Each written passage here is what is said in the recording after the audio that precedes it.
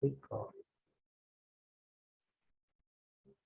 Oke, nah tadi kita udah ngopi sequence gennya, kita bisa lakukan, kita masukkan ke bioedit. Sequence, new sequence. Kita copy paste ke sini.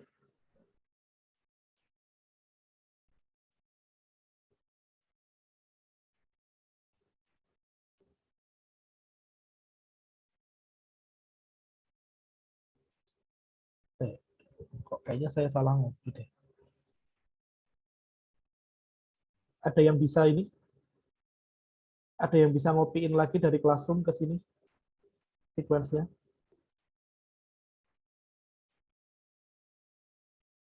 Classroom.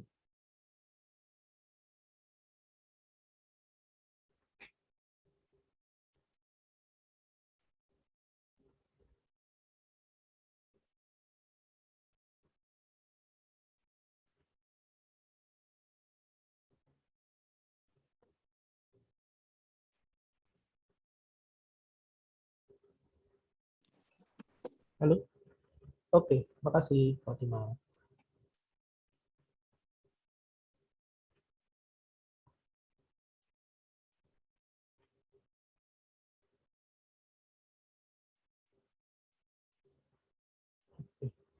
Ini beneran cuma sepanjang ini ya? Eh, kok kayaknya nggak sampai, kalau nggak salah sampai belakang tuh nggak sampai stop codon di sini harusnya. Oh iya Pak, itu kepotong. Terakhirnya Kepotong. harusnya TAA. Ya, ada yang bisa ngopiin fullnya nggak? Sebentar, Pak.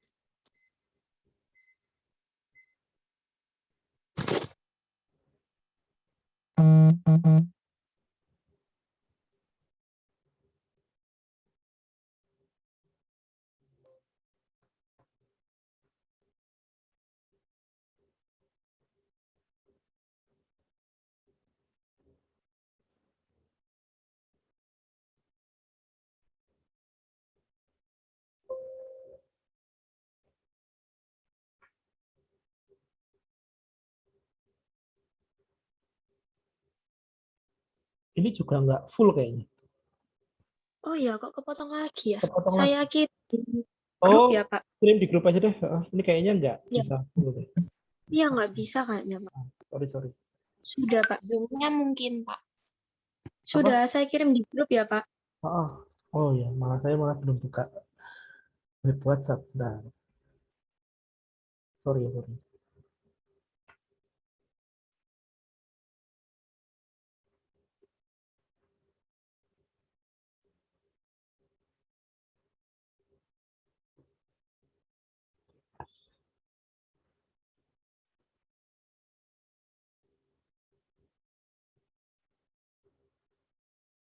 WhatsApp.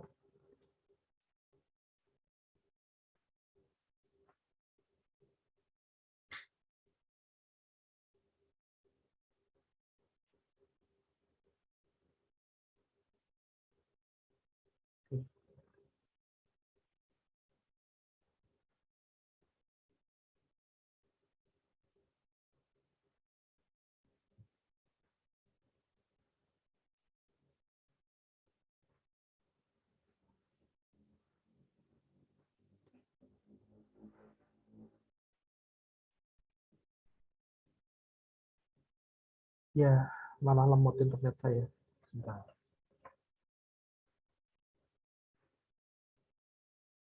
Belum nyambung.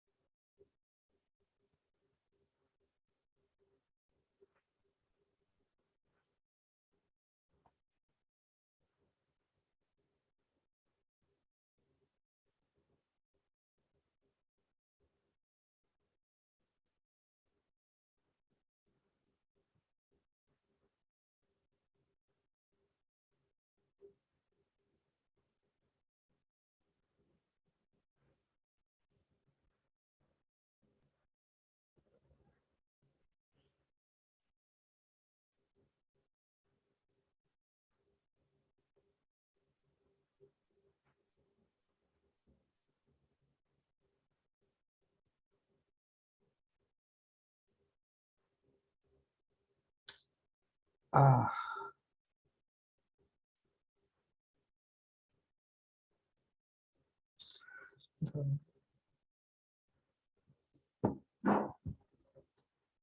atau ada yang bisa ini enggak? Apa namanya?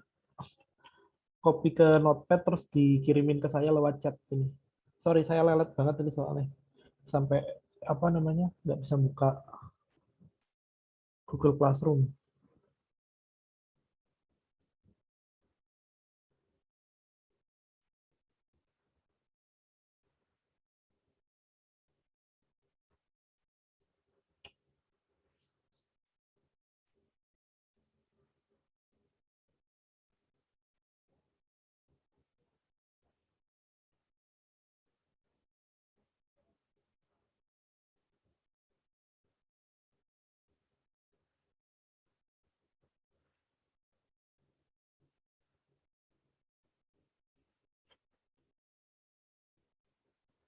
Thank you, Minas dan Revelo.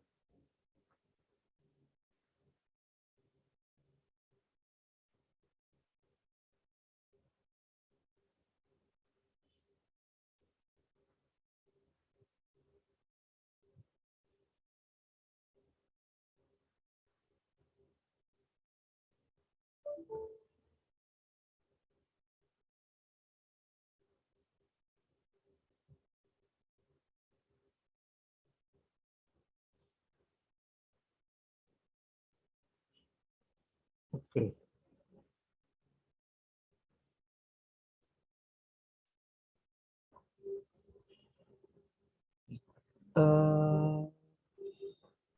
Apa lagi sih?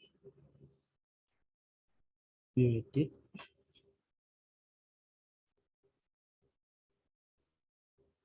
Sequence.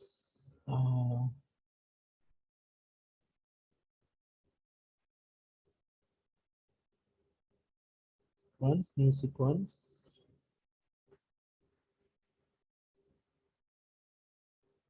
Ya, benar sekarang panjangnya sekitar 1200. Jangan lupa diubah tipenya DNA, SYLDH. Oke. Nah, biar praktis, bisa langsung sequence nucleic acid, langsung restriction map-nya, silakan langsung generate map aja. Nah, nanti di akhir ini ada enzyme that do not cut. Jadi ini silakan Anda copy, terus nanti Anda bandingin sebelah-sebelahan sama petanya PRSF duet. Oke. Nah, pada pakai apa di sini? Ada yang berpendapat? Saya tab 1 sama NDE 1, Pak.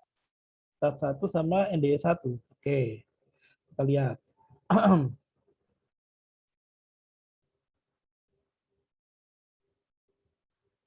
Kita lihat di sini. PRSF duet. Pakai apa? Tab 1 sama NDE 1. Tab 1 itu ada di mana? Tab Aduh, 1 itu ada yang di bawah sini nggak? Oh, ada nih. Tab 1 sama NDE 1. Oke, benar. Ada yang pakai ini, ada yang pakai enzim yang lain? Saya NCO sama AVR, Pak. NCO1 sama AVR mana? AVR, AVR. Tuh, bawah. AVR Bawah bawah. lagi. Terakhir Dekatnya sendiri terminal. tuh, Pak. Oke, Nah. terakhir sendiri. Oke. Oke. Ada lagi yang lain? NCO1 sama HIN 3. Ini sama HIN 3. Oke. Sip. Ada lagi? SAC1 sama ASC1, Pak. SAC1 sama ASC. Yes. Oke. Ada Bentar lagi? deh Pak, kayaknya NDE1 itu ini deh nggak masuk di listnya enzim yang do not cut deh. ND1 itu Kayaknya dia ada di tengah-tengah gen. iya, Kayaknya sih. ND1 ada di tengah-tengah gen ya. Berarti kan nggak bisa dipakai kan ya Pak? Nggak bisa, nggak bisa. Tadi kan nggak ada yang ngomong ND1 kan? Sinan tadi ND1 nggak sih? Buka, bukannya tadi itu ini apa? Bukan ND1 kan tadi? SAC1 ASC1. ND1 nggak bisa dipakai. ND1 motong di tengah. Oh, dengar saya NDE tadi, Pak Kinan. Enggak. Kayaknya enggak. Iya, saya juga dengarnya Kinan NDE1. Iya tadi saya pakai ND, Pak. Oh, kamu pakai NDE? Iya. Nggak bisa, sorry. NDE nggak bisa. NDE motong di tengah. Oh, Oke, Pak. Kinan udah ngomong tuh tadi, saya enggak. Sepertinya tertumpuk. Ada pendapat lain? Eko RV sama KPN 1, Pak. Eko RV. Nah, Eko RV mana sih? KPN 1 di belakang. Eko RV di depan ya? Enggak, Pak, yang sebelahnya KPN 1. Iya. Oke, Eko RV sama KPN. Oke. Nah, saya rata-rata udah bener ya, cuma tadi perhatikan sorry tadi agak miss, ND1 ada motong di tengah. Jadi di sini kalau kemarin contoh kita di slide PPT itu PIT 16B. PIT 16B itu dia cuma punya satu promoter sama satu terminator. Jadi multi cloning site atau MCS-nya ini ada di tengah-tengah sini yang isinya enzim restriksi. Sisi pemotongan enzim restriksi. Nah, tapi kalau PRSF duet ini dia punya dua promoter di sini. T7-1 sama T7-2 di sini.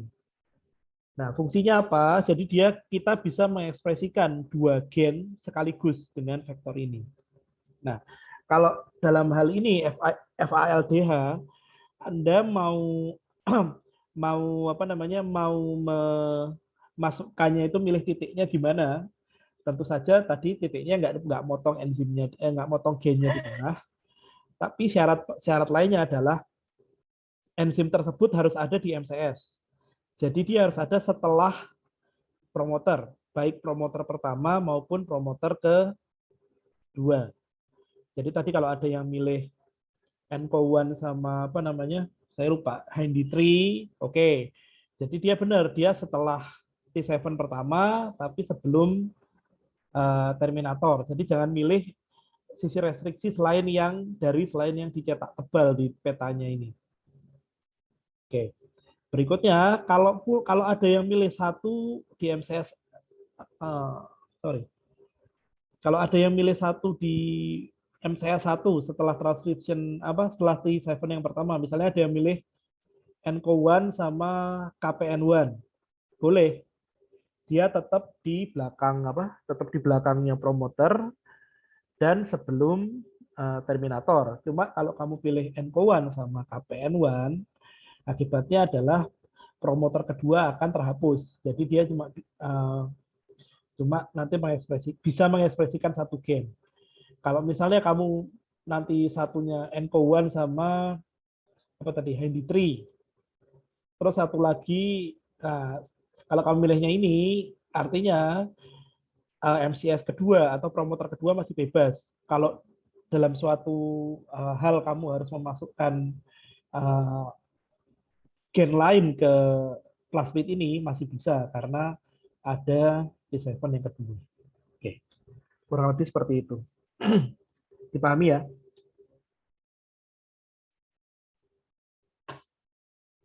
Pak, berarti Dipahami, Pak. kalau Ya. dua promotor milihnya gimana? Kenapa? Gimana? Jadinya kalau dua promotor kayak gini milihnya gimana? Yang baik. Loh, enggak, ya pilih aja salah satunya. Kayak tadi ada yang contohnya milih pakai sisi apa tadi? KPN1 sama apa tadi? Eko RV. EcoRV misalnya, EcoRV sama KPN1. Ya nggak apa-apa. Gennya tetap akan diekspresikan.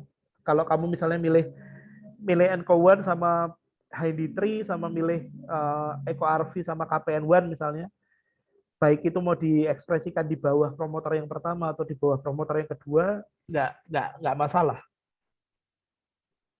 Tapi kan tadi kata Pak Giri kalau milihnya misalnya NCO sama KPN itu kan T72-nya kehapus ya Pak. Itu Iya, gimana?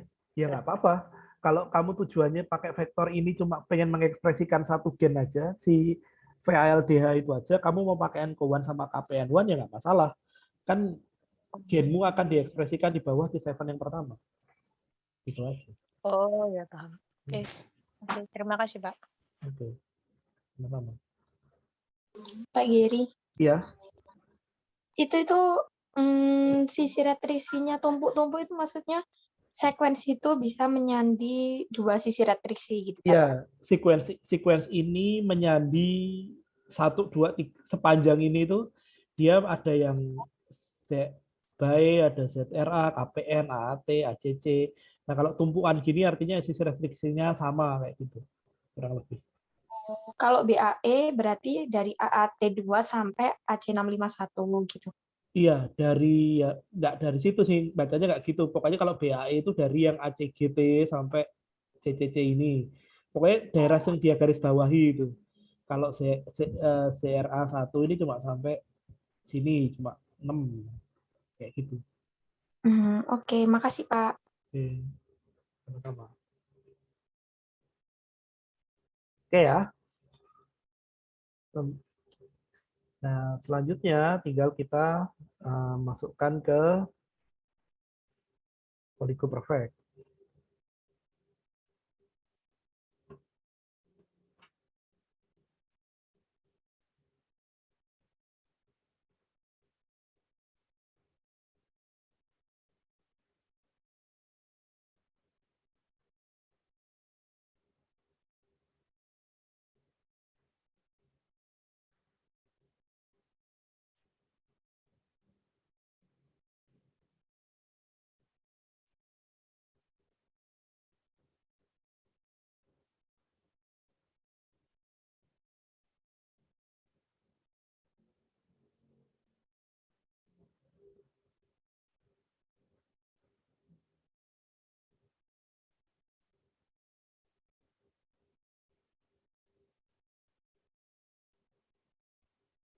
Polygo Perfect Blast segala macam butuh bandwidth yang agak banyak, kalau lelet dikit sungguh menyebalkan.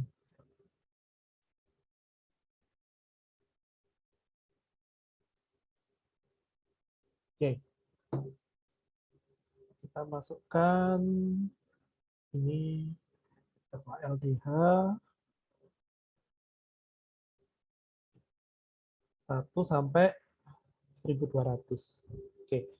Nah, di sini kadang-kadang kalau internetnya atau browsernya agak error, angkanya ini suka salah. Jadi sebaiknya untuk memastikan panjang G-nya berapa, kalian bisa ngecek aja pakai bioedit tadi, diklik double kan kelihatan panjangnya 1200 misalnya. Atau pakai Word lah, lihat karakternya berapa. Itu lebih aman daripada cuma ngandelin tampilan angka yang ada di sini. Tadi kita udah lihat bioedit panjangnya 1200, jadi ya oke, aman. Semua parameter,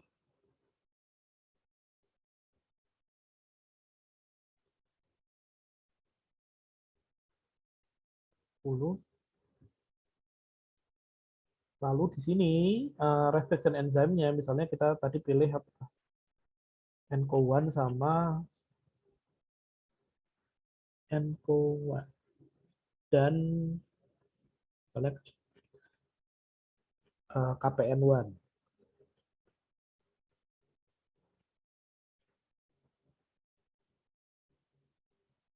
Oke. Nah, di sini enzim restriksi apapun, restriksi apapun yang kalian pakai tidak akan mempengaruhi PM karena sisi restriksi ini tidak akan nempel di template.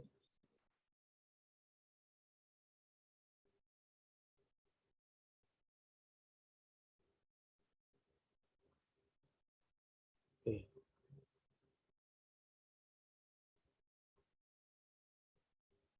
Seperti ini. Pilih yang mana PM-nya. Nah, ini di sini kalau bisa kita lihat, di sini sungguh ini ya, apa namanya, selisihnya jauh banget nggak? Kalian dapat seperti ini nggak? Iya, Pak.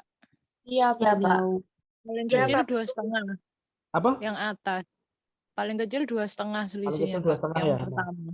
soalnya kalau di Mm-mm. atas 1,5 atau di atas 2 itu agak kejauhan, jadi nanti kalian nggak akan terlalu apa ya, hasil PCR-nya bisa jadi nggak terlalu bagus.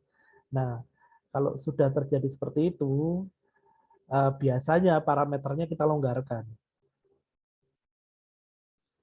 Jadi di sini kalau untuk melonggarin, kalau TM kan agak riskan mainin TM.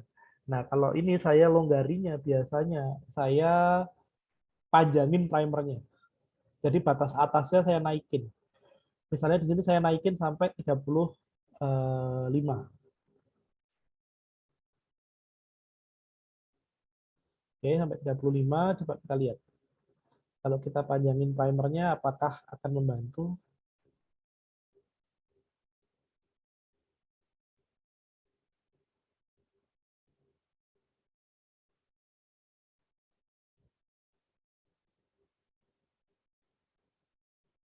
Nah, ternyata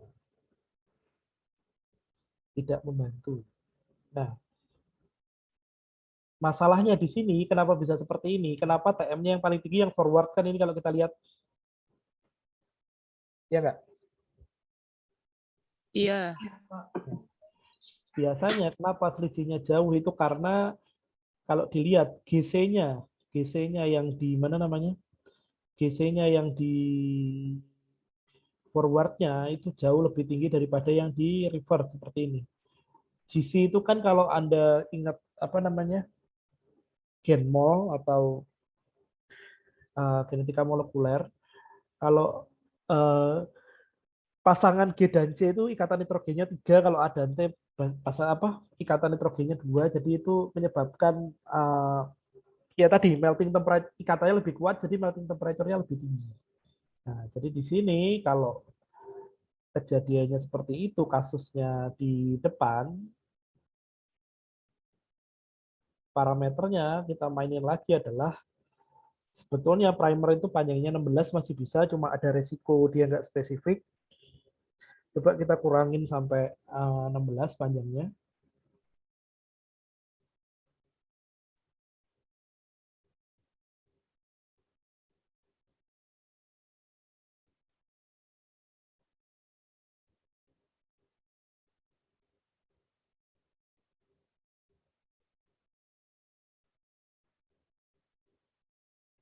Oke, setidaknya kita sudah dapat satu yang selisihnya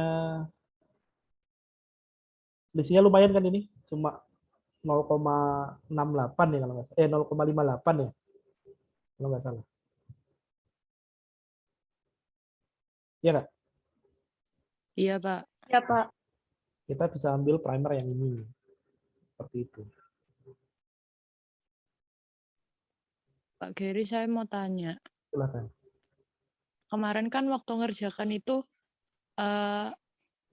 panjang sekuensinya itu bisa ada yang bisa nemu 1.200, terus sempat dicari lagi nemunya 1.100 43 ya, Pak. Iya. Dua-duanya tetap bisa jalan, Pak. Iya, dua-duanya bisa jalan. Cuma kan dua-duanya biar jelas bisa jalan kalau desain primer. Wong kamu 1 sampai 20 aja ya jalan primernya. Cuma masalahnya di sini kalau kamu nggak utuh panjangnya 1200, akibatnya apa? Genmu teramplifikasi semua nggak? Enggak. Enggak. Nah, itu jadi yang rugi itu kamu nggak dapat. Kalau masalah jalan, kamu 1 sampai 100 pun jalan tulisnya di sini. Cuma masalahnya di sini adalah bener nggak kamu berhasil membuat primer untuk mengamplifikasi keseluruhan gen? Itu pertanyaannya. Makanya tadi saya bilang jangan percaya dari sini. Mending kamu ngecek di bioedit panjangnya gen yang mau kamu amplifikasi itu seberapa. Kayak gitu sih. Oke, Pak. Terima kasih. Dipahami kan? Iya. Nah, ini udah apa? Kalau kalian nanti, sorry, di sini milih primer,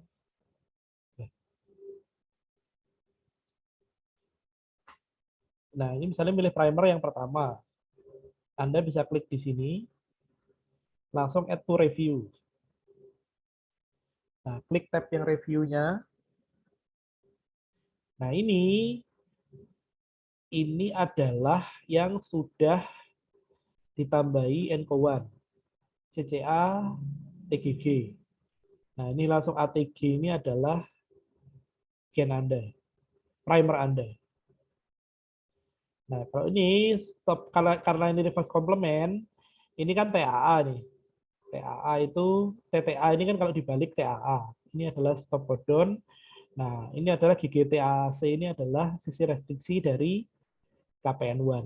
Nah, tugas Anda nanti tinggal tambahkan kalau mau desain primer ya tinggal tambahkan 6 nukleotida random di sini di sebelumnya sisi restriksi ENCO1 maupun KPN1 dalam kasus ini.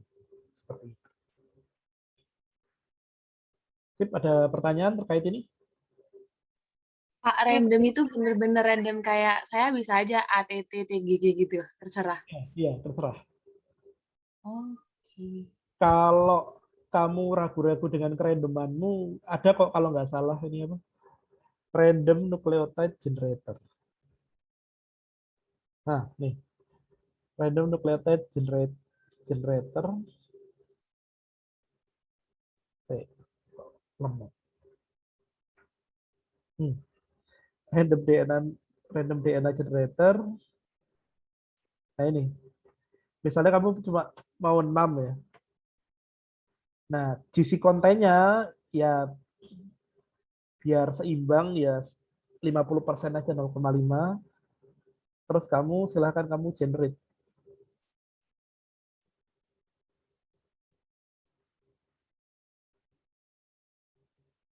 Nah, udah.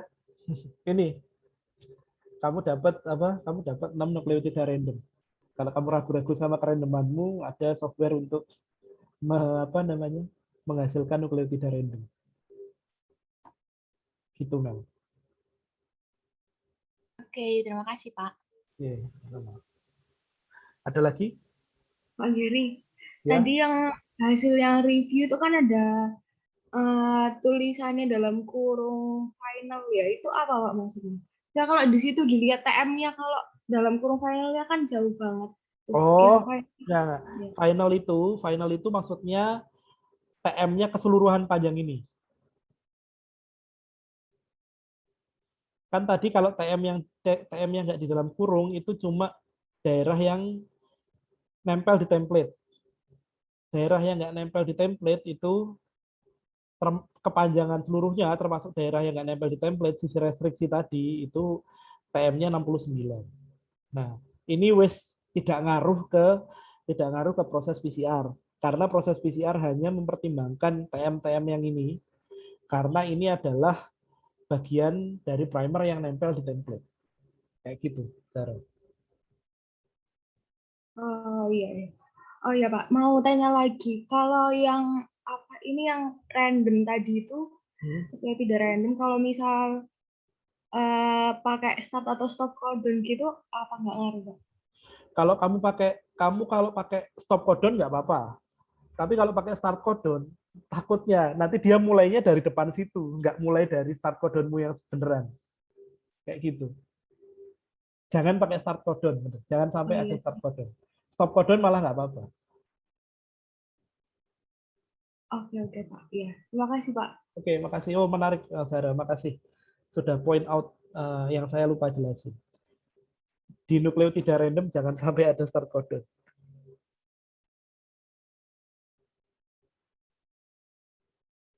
Oke, ada lagi?